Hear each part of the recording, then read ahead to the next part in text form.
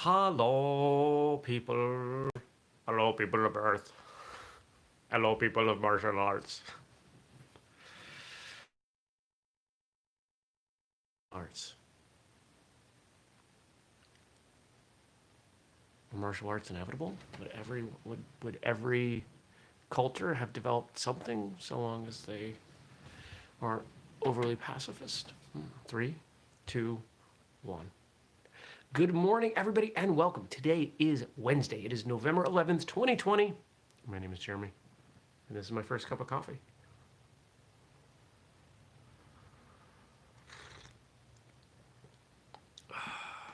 Good. That would be an interesting thought experiment, and maybe I should write that one down. What would aliens think of martial arts? I think I'm gonna try to remember that one and add that to the list. Andrew and I can talk about that. It'd be a fun conversation. Andrew and I had a fun conversation yesterday. We talked about, I'm not going to tell you, but I will tell you that there is potential for this to be the most controversial episode ever. We took a topic that I don't want to say skirted around, because that implies it was intentional. Took a topic that needed to be addressed. It's not political, although some people make it political. And we dug in. Now, of course, my computer decided to overheat and shut down halfway through, so we had to resume the conversation with my laptop. And that cascaded a bunch of things that happened yesterday with me dealing with that and tearing the site off and cleaning it out and isolating problems and ordering parts and making lists, because last night was Whistlekick Live, and the show must go on. Fortunately, my computer survived. It stayed up without problem. I thought Gabe was gonna have a heart attack when I told him what was going on with the computer, but we got through it. It was a great episode. If you have not been checking out Whistlekick Live, I encourage you to do so. The rerun will be tonight at 9 right here on YouTube. We had a lot of fun. Guests. The show continues to evolve, and I'm really thankful to the loyal viewers and listeners who keep coming back and keep contributing to it. We've got a good thing going. And yeah, and we'll just continue to make it better. Because really, that is the martial arts methodology, isn't it? We do something, we make it a little better each time, keep making it a little better, a little better, a little better. And then 10, 20 years later, you've got something absolutely incredible and life-changing. Although that happens a lot sooner. It just continues to get better. It's, you know what? I think I just came up with the best analogy for martial arts. Oh, excuse me. Imagine the path that you were going to walk on. Now imagine that martial arts gives you a 1-degree deviation in that path. First few steps, no different. You could step back and forth between the two paths. The further you get out, though, the greater the distance between the two. The bigger the distance between who you would have been and who you are. And I can't say I've ever met anyone who regretted their time as a martial artist. There might be somebody out there, but I think they're lying. Well, I hope you had a great Tuesday. Yesterday was a really busy day for me. Got stood up on my phone call. That's okay. Sometimes things happen. And it was a beautiful day. Had the windows open. Finished up the painting I needed to paint. Recorded an episode with a guest. An interesting guest. Very interesting guest. A guest who has a pretty interesting story and decided to put themselves out there for the world to see in a way that very few people ever do. I also received an email from a past guest a prominent past guest that holds some distinction, not for martial arts, but for something they do that is not martial arts. And this individual said, hey, this other thing that I do that is not martial arts that I'm prominent in, I know other people who do that who also do martial arts. Would you be interested in collaborating on a podcast specifically about those people? Yes, I would. Yes, I would. Because the other thing that this person does, they're around famous people. Like, famous people. They know famous people. This could be a really good time. So, this person proposed to call on Friday. So, I think we're going to have a call on Friday. See what's going on. If you're watching live, don't forget hitting that thumbs up button if you don't mind for me. Appreciate that. What else happened yesterday? Worked on the book. The outline for the book is getting really close. I keep dialing it in. And I'm hoping to spend most of Friday working on that book.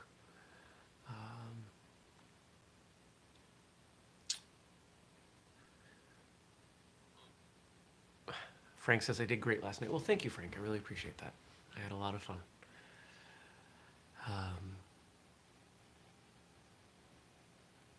Anything else happening? Going to get acupuncture. Have a call this afternoon. It's not a super busy. Well, the morning is really busy. The morning's going to throw me off because I've got a client call at 8, and then I've got acupuncture at 9:30, and then I've got a call at 4, and so I've got to coordinate a lot of travel and things, and I'll make it all work.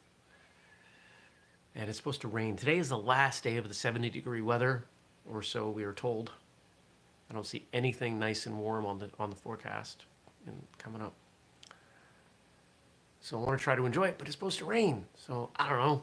Maybe I'll have to put out a raincoat, go for a walk.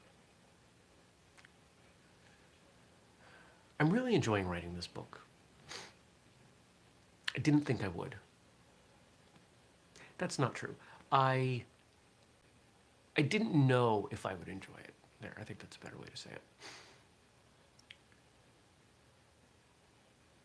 When I think about being creative, I've never felt like I had a great outlet for being creative. As a kid, I enjoyed drawing, but I wasn't good at it. And that didn't bother me until I saw how good my friends around me drew. And that really took the wind out of my sails. Any of the conventional creative pursuits never really clicked for me. I appreciate music, and I can listen to music in a way that gets pretty deep. But my sense of rhythm isn't great. I don't sing. Although I've actually toyed with the idea of having voice lessons. There are some interesting apps that if I had a little bit of time to devote that didn't feel like a burden, I might do one of those. But I've had martial arts, which is a creative pursuit for me, and business. Business is a creative pursuit. It's a little bit more macro, but it's still there. And I've also had writing. I grew up reading a ton, and that probably contributed to some skill with writing. I've talked about my experience with writing in high school and college, that teachers hated my writing. I have a very conversational style when I write. But here we are now, 20 years later, and people tend to enjoy my writing. I've written a number of books. I've written who knows how many words as it relates to whistlekick website copy and stuff like that. But I've never written a full fiction book, a novel. But that's what I'm working on now. And so I guess I was nervous about doing that. What was that going to be like? Am I going to be good at it? I struggle to do things that I know I'm not good at. If I know I'm good at it, I'll do it. If I'm not good at it, and I don't see a path to becoming good at it, I don't mind putting in the work. But I want to be able to see that I can get better. But I think that I've got that with this writing. I'm taking a very organized approach to it. I'm noting what's happening in each chapter, what are the important points in the story I have to hit, describing the characters, how old are they, who in my life am I modeling them on? Because that's the easiest way to think about the characters for me.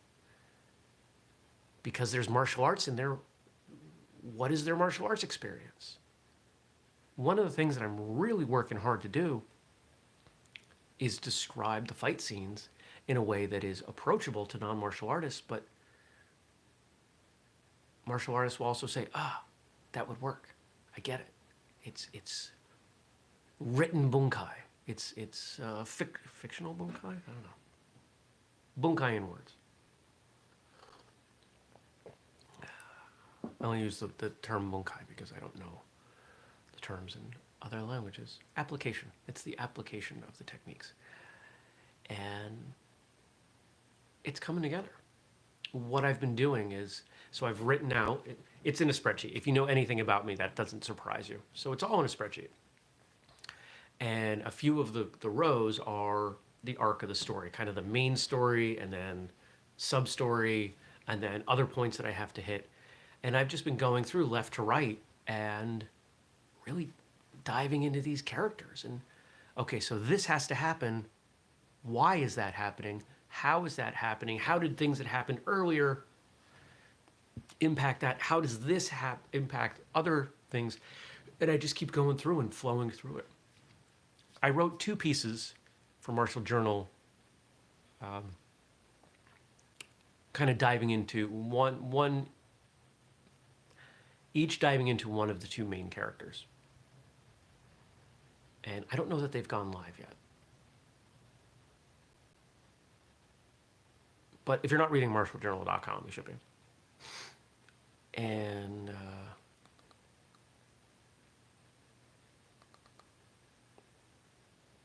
yeah, I'm enjoying it, and I think I've got something here.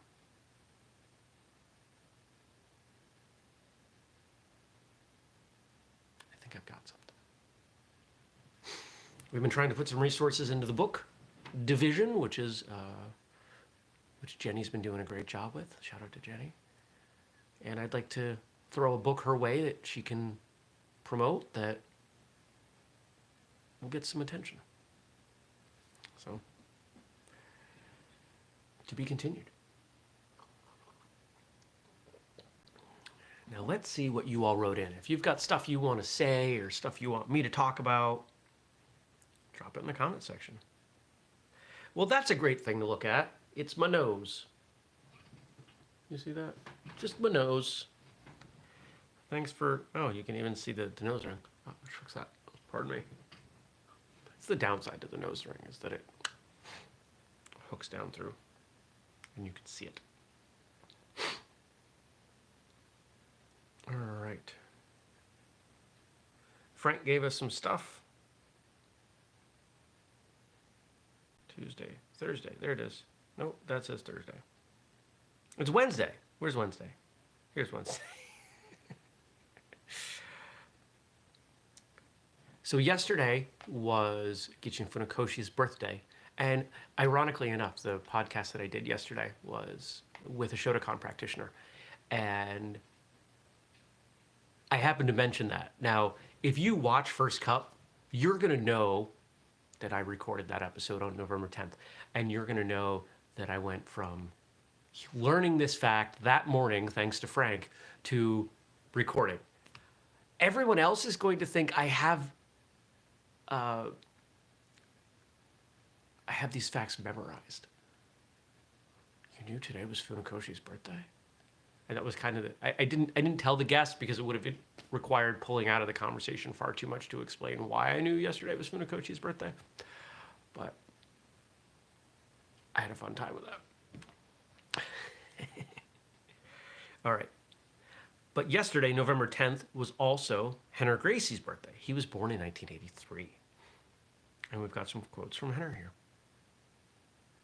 The goal is not to simulate reality right now by going crazy. The goal is to prepare for reality by going slowly. Think of the analogy I gave you a few minutes ago on the path. Going slowly. Iterative progress. Slow and steady, however you want to term it. This is the best way to achieve anything. Media gives us this idea that you come up with a good idea and you work on it for 10 minutes and then you're a millionaire or a billionaire. And you got people on social media, there are always a handful of people who get really big from social media, from each platform that comes out. There are a group of people who are making big money on TikTok right now. And because of the prominence of those people, others assume that that's how success happens. But here's the reality. The majority of people in the world who are claiming to be successful are not. The most successful people, just by numbers, are people that you don't know about. For every Elon Musk or TikTok star, there are dozens of people in their 50s and 60s who grinded away at a career for decades and are retiring with millions of dollars, tens of millions of dollars. But what made them successful? Their work ethic. Work ethic and being flamboyant are not necessarily mutually exclusive, but they are contradictory in a sense. All the time that you spend blowing money and being flashy with your purchases, that's counterproductive to being rich and successful. So if you want to be successful, you put in the work, whether that's your training or your career. There is no overnight success. What's the recipe for success? Work hard, work hard, work hard. You know who speaks on this the best? Gary Vaynerchuk. The way he puts it, and it's funny because this is pretty much what I did without realizing it. He says, you eat dog for your 20s. And you work and you learn and you gain connections, build relationships. And then in your 30s, if you do everything right, then you do that part, you should be good to go. You should have the foundation you need to take off. Well, I pretty much did the 20s thing, my 20s and 30s. And now we're getting there. As evidenced by the fact that we have a show that people will come and watch while I drink coffee and talk. While I sit on my couch. He who manages the distance manages the damage. Ooh, that is a great quote when we think about combatives. Combatives or competition.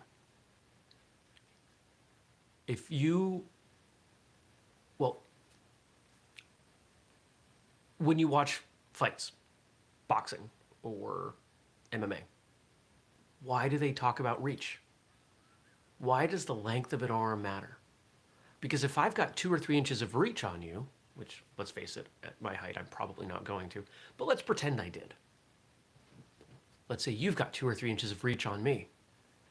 I've got to come into your strike zone just to make contact.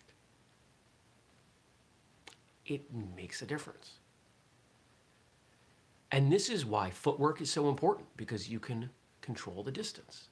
This is why the best fighters have great footwork, regardless of what the discipline is.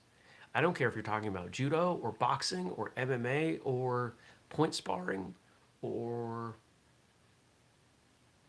Olympic Taekwondo sparring.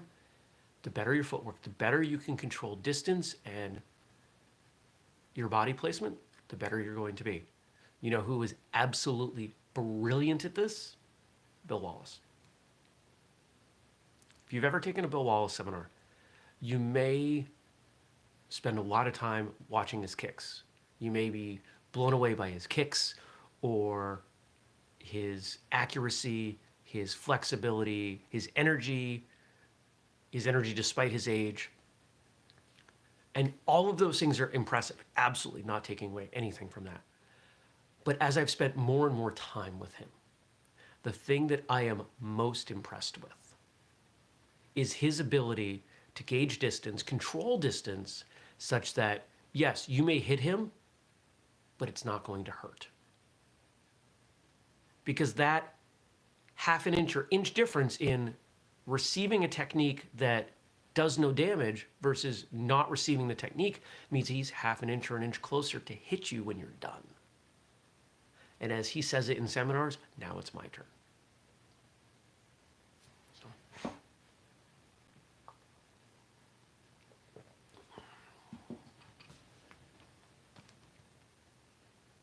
Next. When your purpose and your occupation is giving confidence to people, teaching self-defense, giving empowerment, teaching a positive lifestyle to other people, you tend to admit that yourself because you want to live what you preach and you want to preach what you live, and I'm just trying to do my best. I don't know how to add anything to that. It's true, it's poignant. I think we're all out here just trying to live the best life we can, and some of us have chosen to use some of that time and energy to help others live the best life they can, and it's incredibly rewarding. If you teach, I don't want to say correctly, what's a different word I can use? If you teach from the heart, if you teach with passion, if you teach, here's alluding to something on live last night, if you teach as more than your job, you get every bit back you put in, and then some. It is so powerful. And this is what sustains me. I'm not teaching in the conventional sense, but I'm sharing a huge amount of who I am with martial artists of the world. Why? Because I want you to keep training. I want you to feel good about being a martial artist. I want you to take the things that I've learned from making mistakes or from getting it right and go on and pass it on. It's pay it forward. You ever watch that movie? Haley Joel Osment, Helen Hunt, who was the male lead? Kevin Spacey? That was a great movie. If you've never seen Pay It Forward, go watch Pay It Forward. It's pay it forward. So many people did so much for me that, I don't talk about it often, but I don't think I would be here without martial arts. I don't think I would have made it through my teenage years. But I did. And I believe it's because of martial arts. I always have that to fall back on. And I owe the martial arts. There's something I remember, my freshman year in college, I made a website. I've made a lot of websites over the years, but I made a website for myself. And for anybody who does web design, it was the first one I ever did in frames, and I used way too many of them, and it was gross, but there were frames. And I remember writing a little bit about, I remember a little of what I wrote on the martial arts page. How did it go? Martial arts did not change me. It raised me. I started training when I was 4. There wasn't much to change. I grew up a martial artist. It is the only thing I have done longer than martial arts are basic human functions. Breathing, eating, sleeping. I've done martial arts longer than I've lived anywhere, any one place. I've done martial arts longer than I was in school. Martial arts predates all but one of the friends that I have. And we're not super close, but I'd still consider her a friend. I met her in preschool.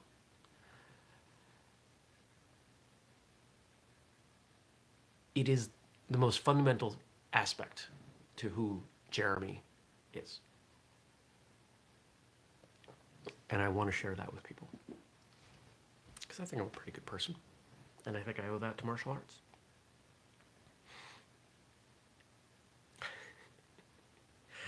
This is funny. This is a great one to end on. Learn Gracie Jiu-Jitsu so that when a giant walks by, you don't think to yourself, oh no. You think to yourself, how interesting. It's a great quote. And anybody who's spent any time with BJJ knows that this is one of the attitudes that is encouraged. It's the puzzle aspect. And I think this is why a lot of people really like jiu-jitsu. It's physical, it's active, it has a bit of a team dynamic, a little more so than, unfortunately, the way most traditional martial arts are taught. But it's that puzzle. I don't know other martial arts that teach the combative aspect as a puzzle. It's there. You could look at it that way.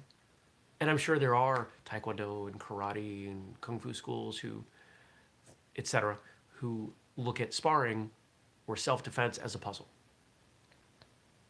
But I think there's something really interesting about kind of leaning into that dynamic, that philosophy. It's a puzzle.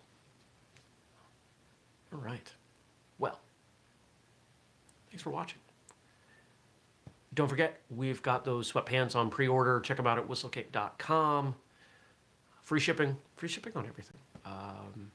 If you want to support us, you can buy something like that. You can buy something else at the store. Use the code FIRSTCUP15. No discounts on the sweatpants because they are at like the basement price that we can handle. You can support the Patreon, patreon.com/whistlekick. I will be revealing more of the details of this potential other podcast in the next write-up, which is on the schedule for today. So if you're a Patreon subscriber, you'll know what's going on. If you're not, you won't know yet. Don't forget Whistlekick Live. If you didn't watch it, you can go find it on Facebook, or you can find it here on YouTube. And if you've got something that you want me to respond to, you want to ask me a question, leave me a quote, whatever it is, drop it in the comment section below after the show closes. Because we do this every weekday, 6:30 a.m. U.S. Eastern Time, right here on, where am I? YouTube. I was going to say Facebook. Thanks for watching. Thanks for your support. Thanks for everything. I hope you have a fabulous day, and I'll see you back here tomorrow. Take care, everybody.